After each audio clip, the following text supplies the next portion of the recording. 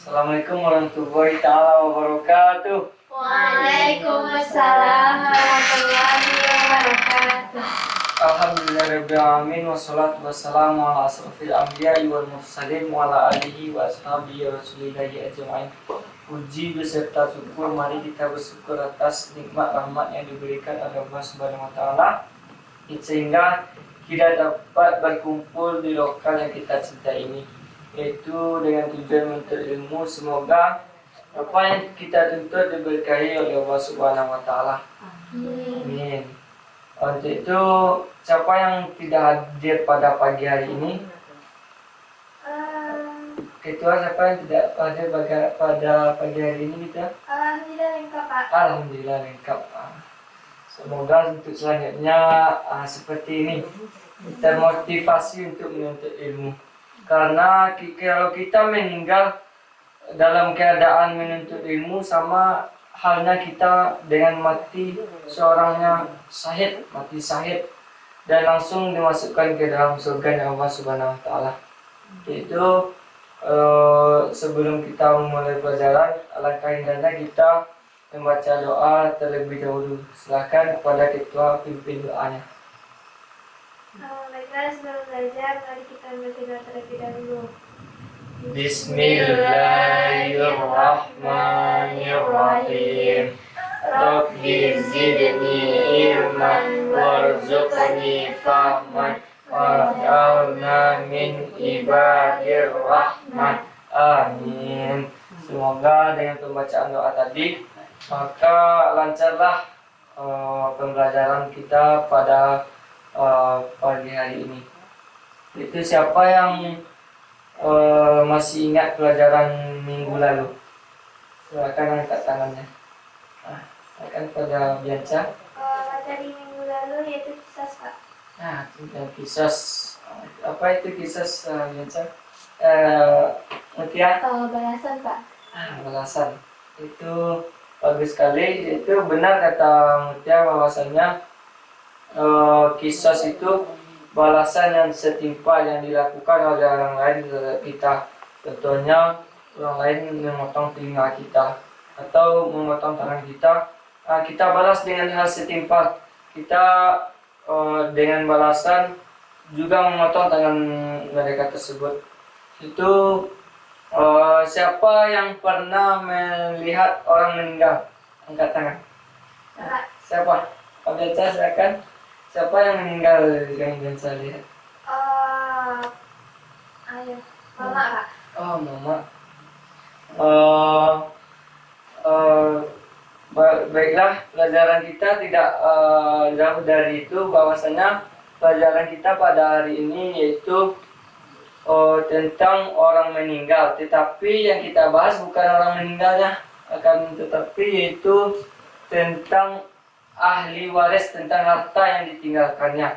Baiklah, pelajaran kita pada kali ini yaitu tentang mawaris.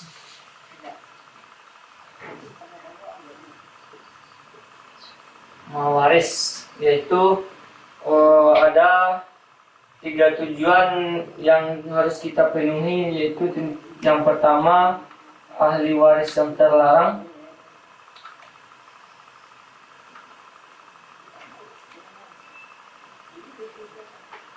Dan yang kedua tentang hukum waris.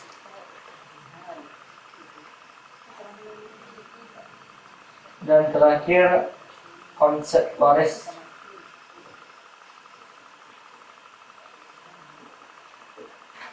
Sebelum kita masuk pada 3 tujuan atau metode yang kita pelajari pada hari ini, kita masuk yang pertama tentang pengertian waris. Yaitu pengertian waris yaitu harta yang ditinggalkan oleh orang yang sudah meninggal. Yang Bianca katakan tadi bahwasanya Mama Bianca meninggal. Bahwasanya yang ditinggalkan, harta yang ditinggalkan oleh Mama Bianca itu adalah waris namanya. Itu kan udah pada paham semuanya? Paham. Itu ahli waris yang terlarang ini juga ada terbagi menjadi 5 bagian. Yang pertama pembunuhan, yang kedua budak, yang ketiga kafir,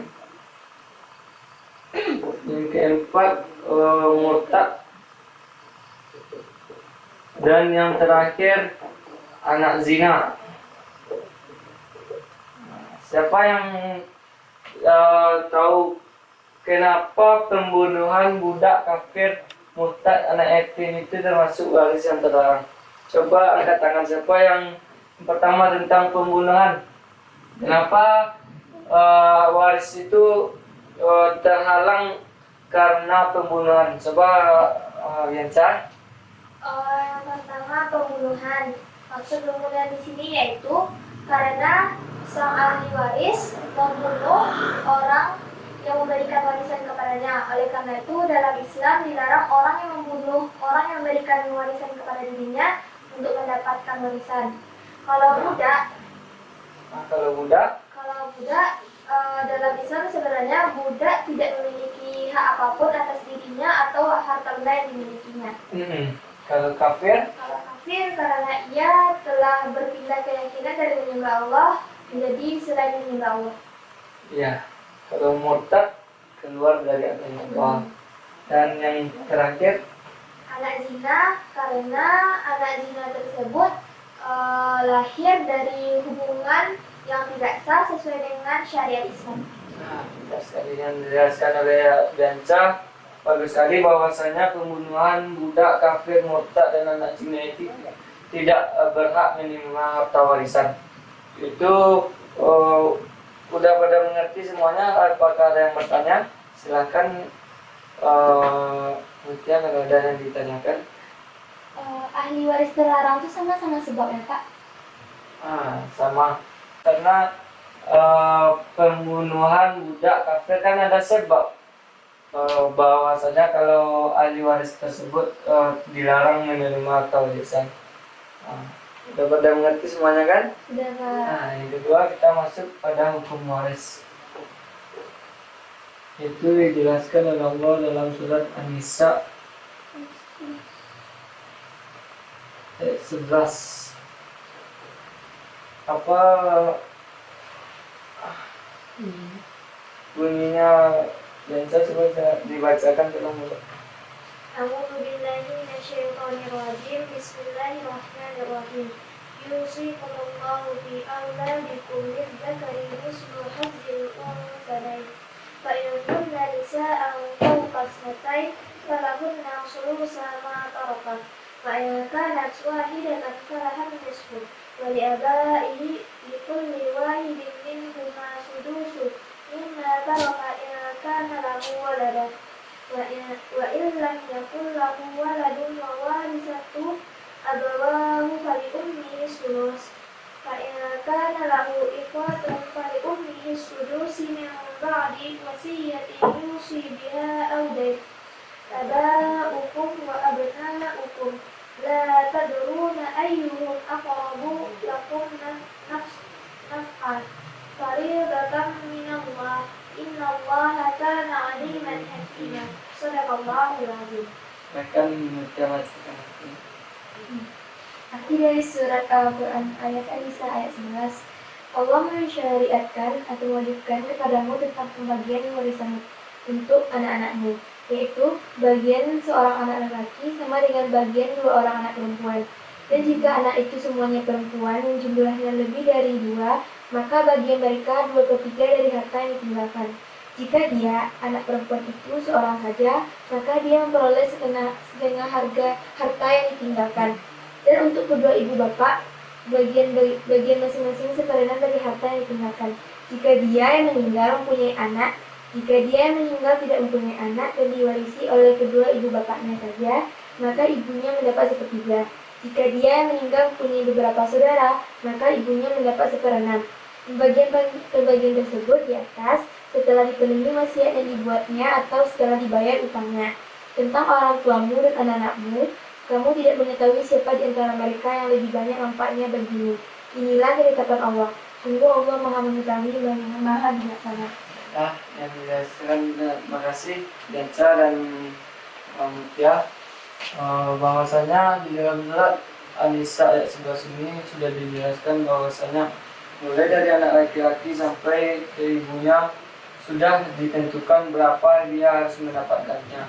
Contohnya seperti yang dijelaskan tadi bahwasanya kalau semuanya perempuan, dia hanya menerima sepertiga, dan jika satu orang anak perempuan bahwa dia hanya menerima setengah.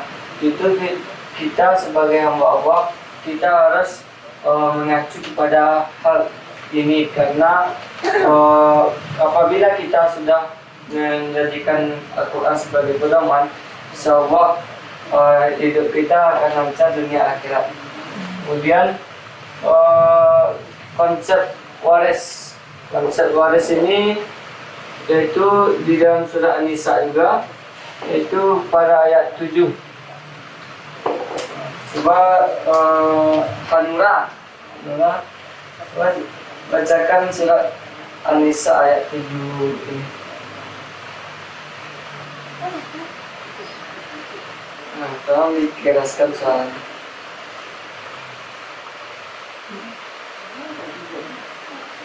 Hanya tahu sebenarnya. A'udzubillahiminasyaitonirrajim. Bismillahirrahmanirrahim. Lirijali nasibum mimma tarokal walidani wal aqrabuna walin nisa'i nasibum mimma tarokal walidani wal aqrabuna mimma qalla minhu au kasurah nasibam mafruda.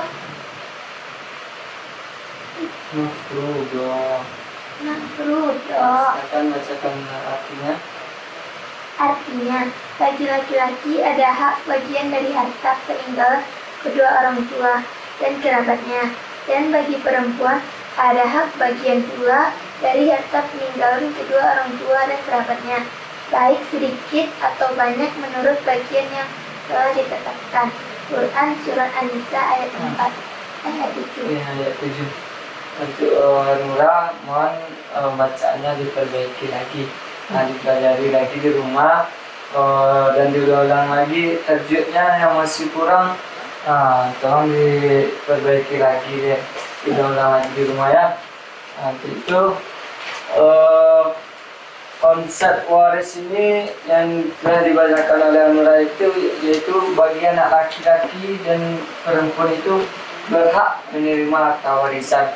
Itu kita sebagai anak, kita juga mempunyai hak terhadap harta yang dimiliki oleh orang tua kita tersebut apabila dia sudah meninggal pun. Itu dari 3 pembahasan kita pada hari ini, yaitu tentang di waris terlarang, hukum waris, konsep waris. Udah pada mengerti semuanya? Sudah, Pak. Sudah. Kalau sudah, mungkin apa yang kita tuntut pada hari ini diberkahi dan dinaungi oleh Allah Subhanahu wa Ta'ala, dan dijadikan amal ibadah oleh Allah Subhanahu wa Ta'ala dan menjadikan pahala buat kita. Itu untuk pelajaran kita minggu depan, yaitu tentang